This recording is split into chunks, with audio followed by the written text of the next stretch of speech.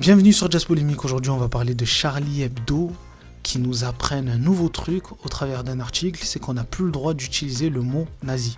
Interdit, fini. En particulier en parlant du gouvernement Netanyahou ou même du Rassemblement National, non, on a trop utilisé ce mot, c'est fini. Même s'il respecte toutes les caractéristiques d'un nazi, on n'a pas le droit de dire ce mot, c'est fini, le quota est terminé. Donc on va aller voir les arguments qu'ils avancent à ce sujet, on va voir s'ils sont pertinents. Et puis on va mettre en face des séquences vidéo comme d'habitude. Donc je vous invite à vous abonner, à mettre un pouce bleu, à mettre un commentaire et on y va, c'est parti. Charlie Hebdo, l'antisémite français éternel insoumis. Donc je vais vous éviter la longueur de cet article, surtout la partie 2 et 3 qui parle des universités, mais également des LGBT, puisque ça ne m'intéresse pas plus que ça, pour des raisons qui m'appartiennent. D'ailleurs, je n'ai pas à me justifier. On va plutôt s'intéresser à l'utilisation du mot nazi envers le gouvernement de Netanyahou, le gouvernement israélien, mais aussi les caractéristiques d'un nazi. Parce que oui, Charlie Hebdo, ils t'apprennent, ils te disent, voilà, le nazi, ça remplit un cahier des charges. Ça. Donc on va aller voir tout ça.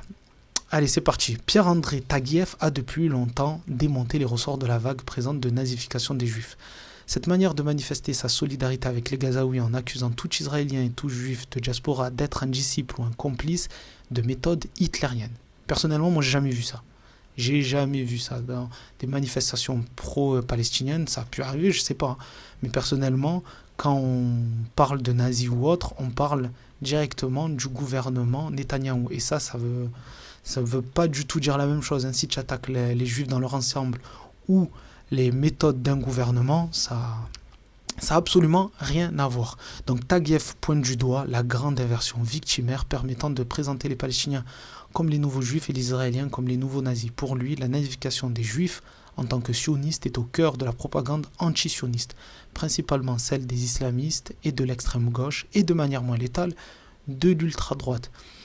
Donc je sais pas, moi un gouvernement qui dit que les Palestiniens sont des animaux et que les Arabes ne comprennent que la force, dites-moi en commentaire, ça vous pensez à quel genre de gouvernement. Voilà, moi je sais pas. Mais surtout, ce qui est bien, c'est qu'ils mettent un podium. Ah oui, il faut mettre un podium, c'est bien les podiums. Médaille d'or pour les islamistes, extrême gauche, médaille d'argent, et relégué à la médaille de bronze, l'ultra-droite. Ok. Là, c'est plus intéressant parce qu'on nous donne toutes les caractéristiques et voilà. Et on défend bien le FN en plus. Un journal qui se disait de gauche à la base. C'est un truc de fou. Mais pour saisir vraiment les causes de cette nazification, il faut aussi se pencher sur la trivialisation du terme nazi. L'antifascisme militant qui défilait contre Le Pen père et le FN en a abusé, qui scandait F comme fasciste, N comme nazi, abat le FN. Sur ça, je suis pas forcément totalement d'accord, pas totalement en désaccord. L'antifascisme, ils ont abusé du mot nazi, mais c'est pas sur le FN qu'ils en ont abusé. Ils ont commencé à dire nazi à tout le monde. Tous ceux qui étaient pas contre l'antifascisme, mais qui étaient contre leur idéologie, ou une partie de leur idéologie, ils ont été affublés du mot nazi. C'est vrai. Mais ça, c'est récemment avec les woke, etc. Mais on va voir. Parce que là, on dit on a abusé du mot nazi sur le FN. Ok, très bien. Est-ce que le FN, l'histoire secrète du Waffen-SS qui déposa les premiers statuts du parti, donc du Front National, Rassemblement National. Ok. Donc je pense que l'utilisation du mot nazi en parlant du FN, en tout cas du FN à l'époque, Rassemblement National, je sais pas, mais en tout cas du FN, sachant que les statuts du parti ont été déposés par un SS lui-même, bon, je sais pas. Dites-moi en commentaire encore une fois si c'est abusé ou pas. Récemment, le frontman du groupe d'Europe Placebo a fublé Giorgia Meloni de cette étiquette. Un journaliste du Chicago Tribune a assuré que le discours de Trump provenait tout droit de la rhétorique d'Hitler. Bon. Ça, je m'en fous, je m'en fous pas, mais c'est pas en France, c'est des épiphénomènes. Tu peux pas dire qu'on a abusé parce qu'il y a un chanteur du groupe de rock qui a dit que Giorgia Meloni, ça en était une, ou qu'il y a un obscur journaliste du Chicago Tribune qui a parlé de Trump. Ça n'a pas de sens. Il faut que ce soit un truc massif pour dire on en a abusé. Est devenu nazi votre adversaire politique. Cette perte de sens de ce que fut vraiment l'idéologie nationale socialiste est tragique. Rappelons-le, le nazisme ne considérait pas les juifs comme une race, mais comme une Gengerace, une antirace de nature animale. D'accord? Les nazis, ils considéraient les juifs comme une antirace de nature animale. Très bien. Enfin, très bien, pas très bien, mais vous avez compris. C'était délivrer un permis de tuer dans des abattoirs de masse pour délivrer l'humanité du mal absolu. Faire des juifs des nazis réels ou en puissance, contribuer à armer psychologiquement ceux qui ici ont envie de les tuer. Ok, très bien. Donc, la définition de Charlie Hebdo par rapport aux nazis, c'est que eux, ils considéraient en tout cas ceux qui persécutaient les juifs, comme une antirace de nature animale et le mal absolu. Très bien. Est-ce que je dois vous rappeler cette vidéo de Netanyahou dans laquelle il dit clairement que Israël est le peuple des Lumières et que les Palestiniens sont les peuples du démon et des ténèbres. Écoutez, hein. Our war against Hamas is a test for all of humanity. It is a struggle between the axis of evil of Iran, Hezbollah, and Hamas, and the axis of freedom and progress. We are the people of the light. They are the people of darkness, and light shall triumph over darkness. Vous avez entendu? C'est le peuple du darkness, le peuple du mal, c'est le peuple des ténèbres, etc. D'accord? Mais également, donc il y a une première truc qui est coché, mais également de nature animale. Ok? Ok.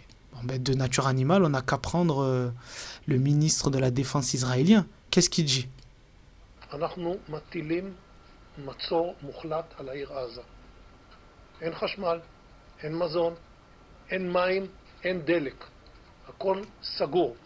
Pas d'électricité, pas d'eau, pas de gaz, tout est fermé. Nous combattons des animaux et nous agirons en conséquence. Donc, on coche la deuxième qui est de nature animale. Donc, qu'est-ce qu'on dit face à ça, Charlie Hebdo? Qu'est-ce qu'on dit face à ça? Quand le gouvernement que tu dis que les gens utilisent le mot nazi à mauvais escient, ou en tout cas on a abusé, il remplit les deux conditions, les deux caractéristiques des nazis que tu décris. Qu'est-ce qu'on doit quel enseignement en découle de tout ça, hein? Mais ça ne m'étonne pas, hein. Attendez, avant de vous montrer ça, parce qu'il faut vous montrer son dessin. Donc ça, c'est le dessin de Rhys, hein, qui compare un peu militants pro-palestiniens, on va dire, qui sont en train de museler les juifs en France. Vous voyez? Très bien. Rhys, c'est celui qui avait dit à propos de Guillaume Meurice. Vous vous rappelez Guillaume Meurice, l'humoriste qui avait qui avait fait un sketch en disant une phrase sur Netanyahou, en disant que c'était un nazi sans prépuce. Et Guillaume Meurice, il avait refusé de s'excuser par rapport à ça, malgré les pressions. Et surtout, il avait dit, où est l'esprit Charlie? Mais c'est vrai, où est Charlie? Il est passé où, Charlie? Charlie, des fois, il se cache, des fois, il se montre. Ça dépend qui parle de qui. L'esprit Charlie à bon dos. L'esprit Charlie, ce n'est pas une poubelle qu'on sort du placard quand ça vous arrange pour y jeter ses propres cochonneries. Très bien. C'est pas une poubelle dans laquelle on y jette ses propres cochonneries. Ok. Ben vous savez quoi? Je vais vous choquer par rapport à tout ça. Même si âme sensible s'abstenir, vous vous rappelez du petit Aylan qui avait été retrouvé décédé sur un... Je vais plutôt mettre ça. Qui avait été retrouvé décédé sur une plage. Un petit migrant. Hein? Eh ben on va aller voir les dessins de Charlie Hebdo à ce sujet-là, et de Rhys en particulier. Regardez ce qu'il a dit, Rhys. Que serait devenu le petit Aylan s'il avait grandi? S'il avait grandi, ça serait devenu un tripoteur de fesses en Allemagne.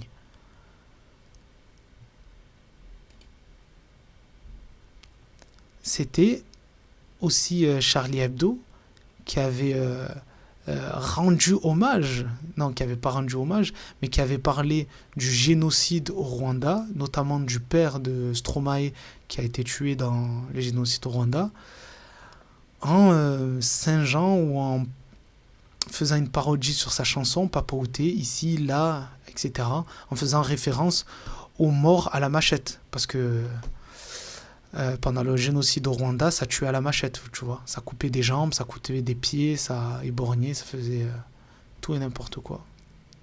Et Rhys aussi, c'est l'auteur de ce dessin-là. Encore, Aylan, je sais pas pourquoi, mais il s'est acharné sur lui. Si près du but. Promo 2 menus enfants pour le prix d'un. Je vous laisserai le soin de me dire ce que vous pensez de ces dessins-là. Voilà. Donc voilà, hein, une petite vidéo sur Charlie Hebdo pour montrer que ce journal qui se présente depuis des années comme de gauche, en réalité il n'est pas du tout de gauche, même si ça ne veut plus rien dire en France. Gauche, droite, ça ne veut absolument rien dire, mais vous avez compris. Pour ceux qui savent ce que c'est originellement la gauche, pas en France mais de manière générale, je vous laisserai apprécier si Charlie Hebdo est toujours un journal de gauche ou est-ce qu'il a déjà été un journal de gauche. Bref. Je vous invite à vous abonner, à mettre un pouce bleu, à mettre un commentaire pour dire ce que vous pensez de tout ça. Et puis moi je vous donne rendez-vous à la prochaine vidéo. Dans tous les cas, on est ensemble. Prenez soin de vous surtout. Ciao.